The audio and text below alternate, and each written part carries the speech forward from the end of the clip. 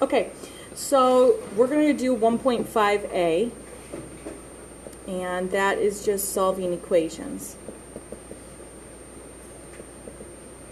Alright, so this is just half of what we're going to talk about, and this is actually the easier half. So the first type of equation we're going to talk about are linear equations.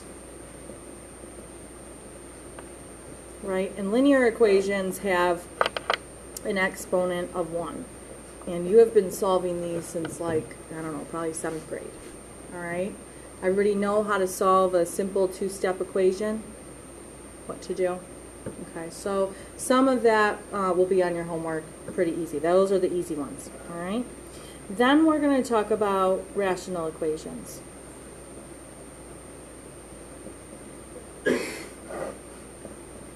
Okay, so rational equations have to have fractions in them. So it's like maybe something like 2x plus 4 over 10 minus 5 equals 2x over, x plus 3 or something. We've talked about rational expressions, right, and how to kind of go through and multiply by that LCD to clear those denominators. We're going to do the same thing here, okay? So the steps to solving a rational equation, first you need to multiply by the LCD to clear the denominator.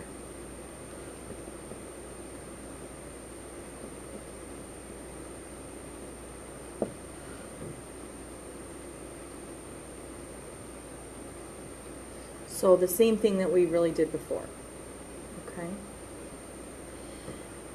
After you've done that and you've gone ahead and solved for x, then you need to check for extraneous solutions.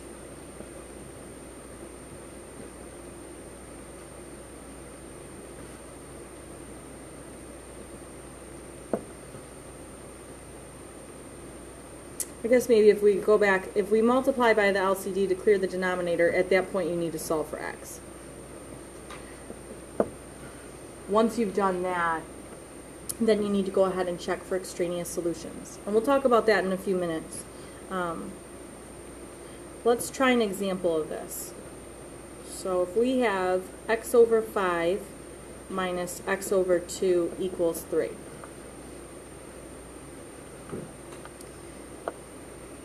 So technically, this is a linear equation, okay? We have a situation here where we could just add or subtract these two fractions by getting a common denominator. But there is a faster way to solve these problems, and that is by multiplying by that LCD. So looking at these fractions that we have, what is the LCD? 10, right? You just do 5 times 2, giving you 10. So I'm going to multiply both sides of let me show you so you know where. So I'm going to multiply by 10 on both sides of this. When you do that, remember you're distributing that 10 to every single piece. So you get like 10x over 5 and minus 10x over 2 equals 30. And both of those pieces simplify. So this is going to give us 2x minus 5x equals 30. And then you just solve it like it's a linear equation. So negative 3x equals 30. Divide both sides by 3. Or I'm sorry, negative 3, and get x equals negative 10. So when you have rational equations, you want to check for extraneous solutions. You want to make sure that your solutions work. Okay, so I check in my head. You can check on the paper. I don't care. I will know if you checked because I will see that your answer is correct. Okay, so I really don't care if you show me the check. It's not mandatory. But if you want to plug it in, you just do your check. So we have negative 10 over 5 minus negative 10 over 2, and that should be equal to 3 if it works. Negative 10 over 5 is negative 2, and here we have a plus 5. And negative 2 plus 5 is indeed 3. So our solution is good and it checks out. Okay? So we just circle that solution. Any questions so far? Okay. So let's move on to B. For b, let's try this. 1 over x minus 2 plus 3 over x plus 3 equals 4 over x squared plus x minus 6.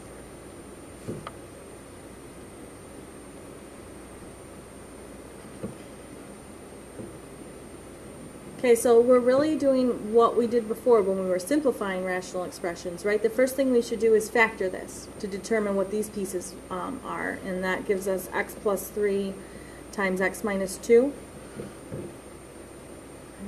So then you determine that LCD. So what's the LCD here? X minus 2 times x plus 3. Agree? So I'm going to multiply this side by the x minus 2 times x plus 3, and this side by x plus 3 times x minus 2. All right, I'm just multiplying through here, wanting all of this to cancel. Remember, if your denominators do not cancel, you chose the wrong LCD. So when I distribute this, my x minus 2's cancel, leaving me with the x plus 3. On my second term here, the x plus 3's cancel, leaving me with 3 times x minus 2. And then on the right side of the equation, I am canceling the entire denominator, leaving me with 4. Keep in mind that the difference between an equation and an expression is that an equation has an equal sign, right? You're actually solving for a value there. So then we go ahead and distribute, giving us x plus 3 plus 3x minus 6 equals 4. Okay? Combine like terms, 4x minus 3 equals 4. Add the 3, giving us x equals 7 there, 4x equals 7. And then simply divide by 4. So x equals 7/4. Now we want to check for an extraneous solution. This is not going to be very fun. You got to plug it in, work it out. I'm assuming you trust me enough to know that I'm not going to lie to you here. This solution works. It's a good solution. So can we move on? Yes. Okay. Let's see. Let's look at this one. So 3 over x times x plus 1 plus 7 over x plus 1 equals 3 over x.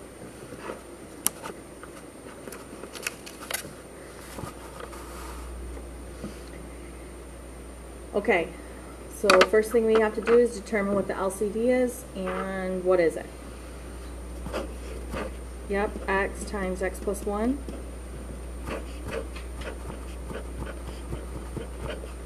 Alright, so when I multiply through by that, I cancel that entire denominator, leaving me with 3. Here I have a plus 7x, and here I have a 3 times the quantity x plus 1. Distribute the 3. So you get 3x plus 3. Bring your x to one side and the constant to the other. That should result with 4x equals 0. Right? So x equals 0. Alright, now, think about the check here. Remember, when you check, you go back to the very beginning, right? So if I plug in a 0 to this term or this term, what happens? It doesn't work, right? It becomes undefined because the denominator is 0. So this is called an extraneous solution. So you just cross it out and you write EXT, or you can write extraneous. Okay, now, do you know the difference between a no solution and an extraneous solution? So like an extraneous solution is what just happened to us. We solved the problem correctly. We got a correct answer. But when we plug it in to check it, it just doesn't satisfy the equation. It doesn't work. This is an extraneous solution. A no solution is when you cannot solve the problem. So maybe at some point you end up with like a false statement, like 4 equals 0. That's a no solution. Or like the square root of a negative 10. That's imaginary. That's a no solution. You cannot get an answer. But here we can get an answer. The answer is correct. It just doesn't work. You see the difference? Okay. Let's talk about the next type of equation, which is a higher degree polynomial.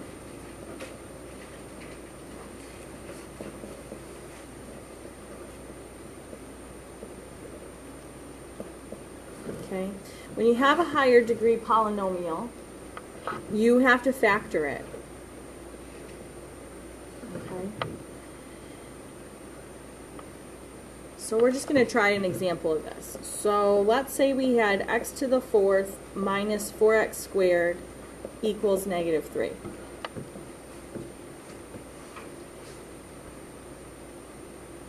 Alright, so anytime you're going to solve a problem by factoring, you need to make sure that everything is on one side.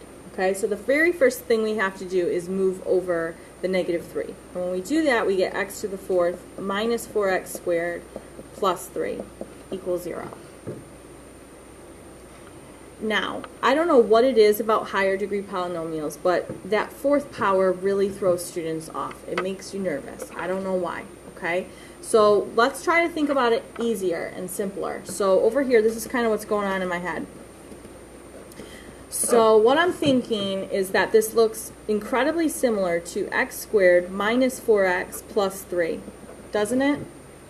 And if I was given this problem, I would know how to factor it. This is a very easy problem to factor. It has a coefficient of 1, so this factors to x minus 3 times x minus 1, doesn't it? Okay, so now let's try to think of the same thing, but over here with this fourth power. This is a perfect square, x to the fourth. What times what gives you x to the fourth? X squared times x squared, and isn't that the term I need in the middle? So I know I have to have two binomials, and I know this has to be x squared. Well, again, I have a coefficient of 1, and I have 3. There's only two factors that could be, 3 and 1, right? And they have to multiply to a positive and add to a negative. So then they both have to be minus. And then remember, anytime you factor, you should really be checking your solution. So when I go to check this solution, I just have to FOIL it out. So x squared times x squared gives me the x to the fourth I need. Negative 3 times negative 1 gives me the positive 3. And then I get a negative 3x squared and a negative 1x squared, resulting in negative 4x squared. Okay? Now I have to solve. So what do you use at this point? The zero product property. So x squared minus 3 equals 0, and x squared minus 1 equals 0. And then you have to solve, so add the 3, and you can add the 1. When you have x squared equals 3, what is the next step? Take the square root of both sides. Now when you take the square root and you're solving for x, what do you get? So you get a square root of 3, but what has to go in front of it? Plus or minus. Anytime you're solving for x and you take the square root, you have to get a plus or a minus there. It doesn't mean that the plus or minus will always work, but you do get both answers. Okay? And then over here, when we take the square root, we should end up with plus or minus the square root of 1. Again, it's a good idea to plug in your answers, make sure they work. We're going to save time. They all work. So when you order your answers, we should really order them from least to greatest. But since we have two solutions here, we can just kind of list them as plus or minus. Okay? There is one more type of an equation I want to talk about today. And that is absolute value equations.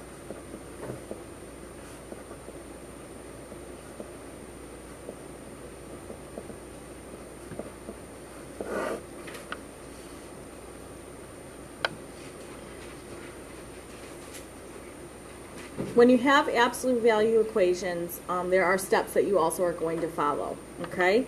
So the first thing you want to do is isolate the absolute value.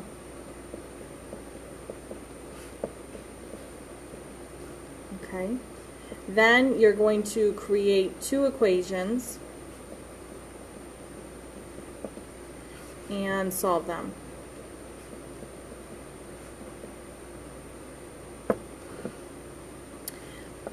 Always check your solutions with these.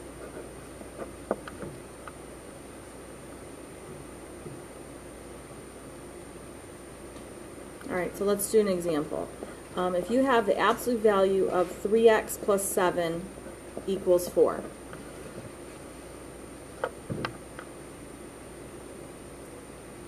The first thing you want to do is you want to make sure that you've isolated the absolute value. Everybody agree it's isolated? It's all by itself, right? So then you can start solving. Now you got to set up two equations. There's two ways you can do this. You can take what's on the inside, so 3x plus 7, and set it equal to 4. And you can take the inside 3x plus 7 and set it equal to negative 4. That is one option, okay? I personally do not do this option. The reason why is it doesn't make as much sense to me, okay? When you think about the absolute value, remember it just represents the distance something is away from 0, right? So when you take the absolute value, you always get a positive solution. But you can take the absolute value of a positive or a negative and get that same solution, correct? So for me, what I think about is what's on the inside could be positive, so it could be like exactly what it is, or everything on the inside could be negative, and you would get the same answer that you got before. This is how I like to set up the equations because I think this makes the most sense. It's what absolute value means, okay? The positive on the inside or the negative on the inside results in the same answer, okay? Either one of these ways works. This is what I will do, okay? And so then at that point, you've set up your two equations, and then you just have to solve. So we're going to subtract 7 and divide by 3, so I get a negative 1. And then here I'm going to add 7 and divide by negative 3 and get negative 11 thirds. Okay? And then you want to check those solutions. So you can check in your head, you can check on the paper, it doesn't matter. When you check, remember you're just plugging it into the original and making sure that it works. So here I get a negative 3 plus 7, which is the absolute value of 4, which is indeed 4. That's a good solution. And then here I get 3 times negative 11 thirds plus 7 equals 4. This gives me negative 11 plus 7, which also ends up giving me 4, because you take the absolute value of a negative and you still get a positive. So both of those solutions are good solutions, so I have negative 11 thirds and negative 1.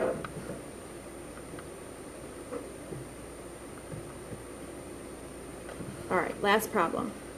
We're going to do another absolute value. So let's say we had the absolute value of x squared minus 6 equals x.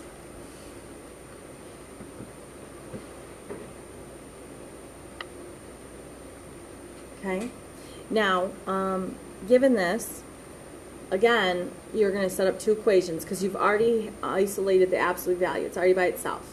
So I'm going to have x squared minus 6 equals x, and negative x squared plus 6 equals x. You could have x squared minus 6 equals x and x squared minus 6 equals negative x. It will give you the same results. So now I'm going to move everything to one side and factor. So I have x squared minus x minus 6 equals 0. That factors to x minus 3 times x plus 2. Using the zero product property, I end up getting x equals negative 2 and positive 3 here. On my second equation, what I'm going to do is I'm going to move everything to the right side because I don't like a negative x squared when I'm factoring. It's confusing to me. So I'll move everything to the right, giving me 0 equals x squared plus x plus 6. Again, you have to factor this. Oops, it should be a negative 6, shouldn't it? So when I move over that 6, it should be a minus 6 there.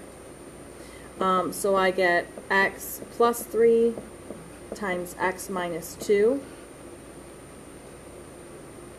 Using the zero product property, I end up getting x equals negative 3 and positive 2.